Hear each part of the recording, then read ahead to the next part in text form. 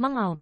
Dengan perubahan di area berbahaya ini, hampir bersamaan, raungan binatang buas yang tak terhitung jumlahnya terdengar di seluruh Zelin yang sunyi. Suara gemuruh membuat seluruh kesunyian Zelin tampak bergetar. Pada saat ini, banyak pembangkit tenaga listrik berjalan dengan hati-hati. Di bawah suara gemuruh ini, wajah mereka tiba-tiba berubah. Tidak ada yang tahu apa yang terjadi di Silen Zelin dan mengapa itu menyebabkan pergerakan seperti itu. Apakah karena jumlah pembangkit tenaga listrik yang masuk saat ini terlalu besar, yang menyebabkan binatang buas itu pergi? Dan pembangkit tenaga listrik yang bertarung dengan beberapa binatang buas tiba-tiba menemukan bahwa binatang buas yang bertarung dengan diri mereka sendiri tiba-tiba menjadi meraung keras pada saat ini, dan melarikan diri. Sepertinya sesuatu yang menakutkan telah ditemui. Pada saat ini, Qin Yichen berada di bawah pengaruh gelombang panas, dan kecelakaan yang tidak disengaja hampir pingsan. Dan meskipun dia menjaga semangatnya tetap jernih, dia masih sedikit bergolak. Hua. Tiba-tiba, cairan hitam di bawahnya menyapu dengan ganas, seolah-olah itu adalah mulut hitam besar yang menelannya. Buruk.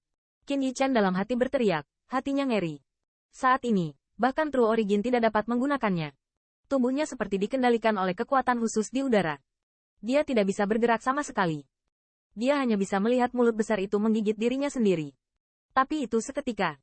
Mulut hitam besar menelan Qin Yichen, yang indranya langsung jatuh ke dalam kegelapan tanpa batas. Dengan jatuhnya cairan hitam, siling Zelin yang semula bergolak kembali menjadi sunyi, dan area berbahaya ini tampaknya telah memulihkan pemandangan sebelumnya. Dibungkus dengan cairan hitam itu, pakaian Qin Yichen hampir menjadi abu dalam sekejap. Dagingnya, yang beberapa kali lebih kuat dari pembangkit tenaga listrik di level yang sama, mengering dengan sangat cepat. Di kulit telanjang Qin Yichen, jalur keretakan kering terus-menerus retak.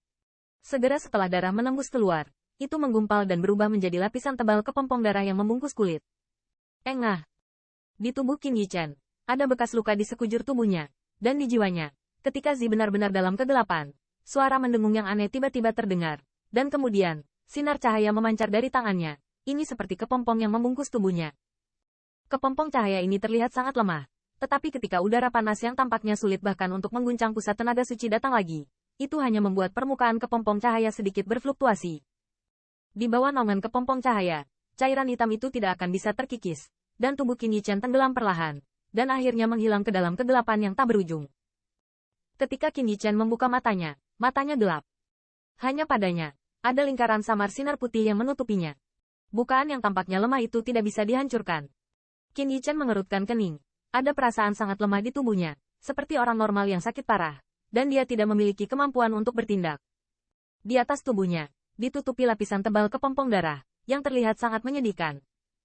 Di hadapan tempat yang tidak diketahui ini, Qin Yichen dengan enggan mengambil beberapa pil ramuan dari cincin itu, dan setelah istirahat sejenak, dia berada di dalam tubuh seolah-olah itu telah menguap dari True Origin yang mengering dan secara bertahap mengisinya. Segera, Qin Yichen mengibaskan semua darah di tubuhnya dan mengenakan jubah bersih. Merasakan di dalam tubuh seolah-olah itu adalah asal sejati yang telah dia kuasai kembali, Qin Yichen sedikit stabil di hatinya. Di tempat yang tidak dikenal seperti itu, ada rasa aman jika Anda memiliki kekuatan. Lagi pula, tidak ada yang tahu apakah akan ada situasi berbahaya di saat berikutnya. Ini di mana? Segera, Qin Yichen sedikit mengerutkan kening, dan dia melihat sekeliling. Apakah ini cairan hitam di rawa? Melihat kegelapan tanpa batas, pupil mata Qin Yichen tiba-tiba menyempit.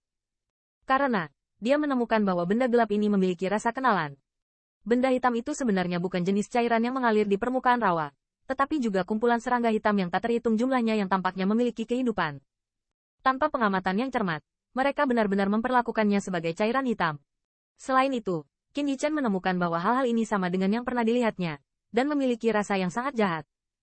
Baik bantalan lengan dan lutut dari 10.000 pelindung Tao dikelilingi oleh gas hitam yang menakutkan ini. Namun, gas hitam yang dia temui sebelumnya memiliki kekuatan devouring yang mengerikan, dan cairan hitam di sini dipenuhi dengan suhu tinggi yang mengerikan. Namun, intuisinya memberitahunya bahwa cairan hitam ini memiliki akar yang sama seperti yang dia temui sebelumnya. Selain itu, dia juga menemukan bahwa bukaan yang menutupi tubuhnya sepertinya keluar dari cincin di tangannya. Apakah ada 10.000 artefak di sini? Murid Qin Yichen tiba-tiba menyusut. Dia hampir putus asa, dan gelombang-gelombang tiba-tiba pecah di dalam hatinya. 10.000 armor Taoisme jelas merupakan set 10.000 armor yang layak di benua itu. Bahkan jika Dwarf Rache terkenal dengan casting semua jenis senjata dan armor, dia tidak bisa memalsukan armor dewi seperti itu. Namun, setelah pertempuran mengerikan antara surga dan bumi pada saat itu, suara guru Luban menghilang, dan 10.000 baju besi Taoisme yang legendaris juga menghilang ke mata dunia. Secara kebetulan, Qin Yichan mendapatkan palu raksasa dan menemukan 10.000 baju besi dan bantalan lutut dari baju besi tersebut. Tetapi selama ini, bahkan jika dia menggunakan semua kekuatannya di Human Rache, tidak ada kemudian ditemukan keberadaan 10.000 taujia komponen lainnya. Saat ini, situasi di sini sangat mirip dengan 10.000 bagian armor dewa yang telah disegel untuk dicuci. Setelah sedikit mengeluh, Qin Yichan dengan sungguh-sungguh mengeluarkan palu master dari ring tanpa harapan yang tidak terduga. Dengan munculnya palu master, bukaan lunak menjadi sangat cerah dan mempesona. Tidak bisa dipecahkan untuk jenderal. Dan perasaan aneh juga menyebar di hati Qin Yichan dengan munculnya palu tuannya. Dia hampir tidak memikirkannya, hanya mengikuti perasaan itu, berjalan ke arah tertentu dalam kegelapan tanpa batas. Berjalan seperti ini, sepertinya bahkan waktu tidak tahu, dan saya tidak tahu berapa lama telah berlalu. Qin Yichan akhirnya menemukan bahwa ada beberapa fluktuasi yang berbeda dalam kegelapan di ujung garis pandangnya.